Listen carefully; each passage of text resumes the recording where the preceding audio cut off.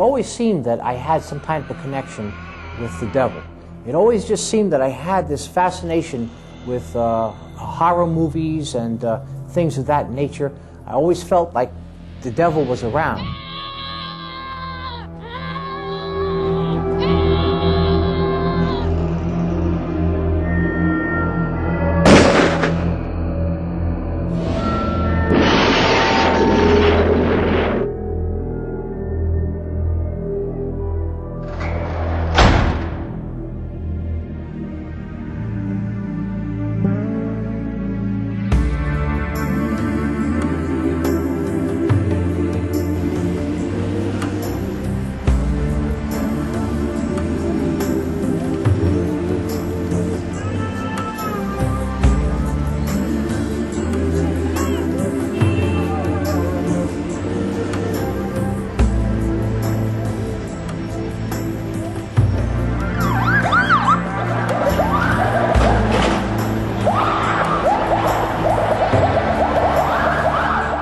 This program to bring you an important news bulletin. New York City police have just announced the capture of the man whom they believe to be the Son of Sam, 44 caliber killer. It was New York City, 1977, a city under siege. A deranged serial killer was on the loose. He used a 44 caliber bulldog revolver, a devastating weapon of destruction. He referred to himself as the Duke of Death and Wicked King Wicker. To New Yorkers and the rest of the nation, he was simply known as the Son of Sam. With bizarre, threatening letters, he taunted the city's officials. His announced goal was to bring New York City to its knees, and for one full year, he succeeded.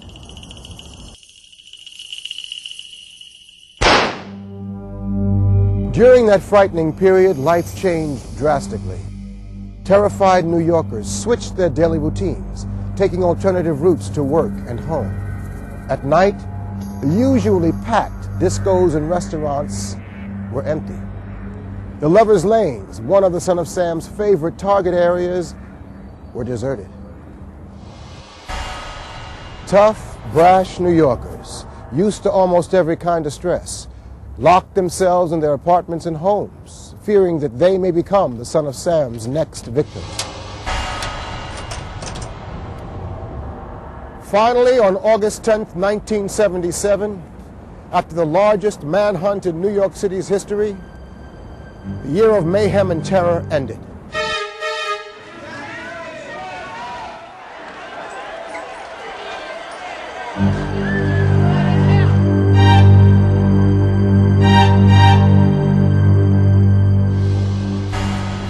The final bloody carnage, over 2,000 fires set.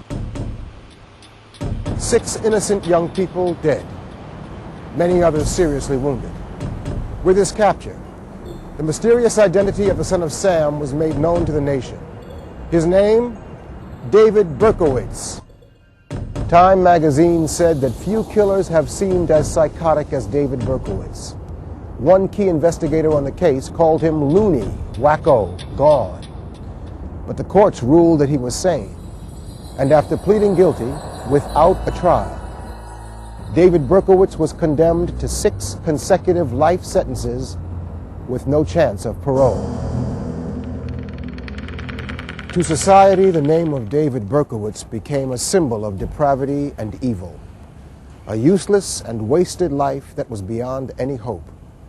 But that's not the way the tale of David Berkowitz ends. There's another side to that story, one that we will now examine. I curse the day that I was born because I lived without hope for so many years. Growing up in the Bronx, had all kinds of emotional and childhood problems, and I was wild, and I would have these seizures that would come upon me where I'd start rampaging through the house and throwing things down and rolling on the floor. Sometimes my dad had to just grab hold of me and pin me down to the floor till these seizures stopped.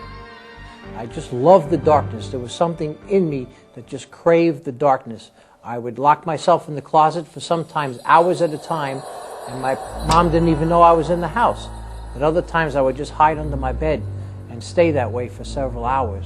There were times at night when when I just felt a craving or an urge to just go outside. Sometimes I would sneak down my fire escape and just wander the alleyways, wander the streets, 1 o'clock, 2 o'clock, 4 o'clock in the morning, and then sneak back the same way. Sometimes my parents didn't even know that I was gone. I had no joy in my heart. I had no happiness. I felt mentally confused. I was struggling in school. I was cutting out of school. I just couldn't be controlled. David Berkowitz's problems continued throughout his high school years in the Bronx. He found himself constantly in and out of trouble. But he was, in his own words, a good manipulator, and somehow he got through high school. Immediately after graduation, he joined the Army. Released in 1976, David returned to his old neighborhood in the Bronx, found that all of his friends had moved away. Well, like any young man his age, David was looking for companionship and acceptance. But there was something inside of David that made him dangerously vulnerable. I was lonely. I had no real companionship, and I was invited to a party one day. I went to the party. This was in the Bronx.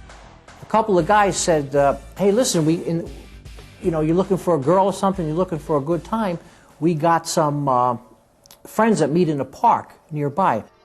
So I went over to the park, and we went deep into the woods. This was Pelham Bay Park in the Bronx, and they had like a small fire going, and a lot of people were drinking. They were singing. Some people were chanting, and I says, "Well, what is this, And I began to meet some of the people, and they says, "Oh, well, we're pagans, we're witches, and we come out here to have a good time." But they were the ones that introduced me to Satanism.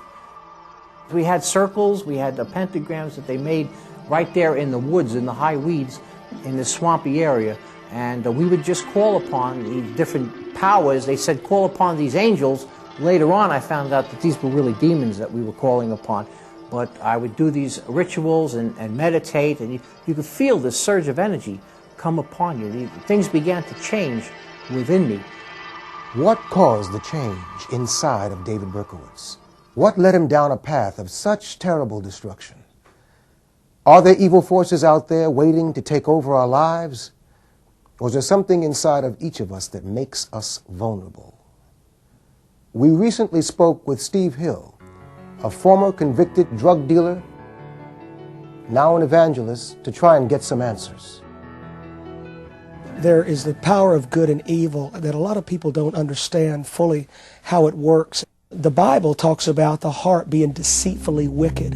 And so you're already dealing with a heart that is pliable. You take that pliable heart coupled with the demonic powers out there, it can happen to anyone. The devil can see that heart.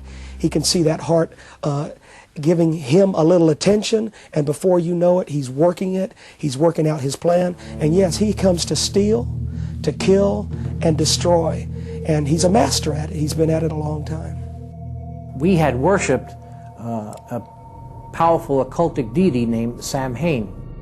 He is one of the high-ranking demons, and he was the one we used to call upon all the time.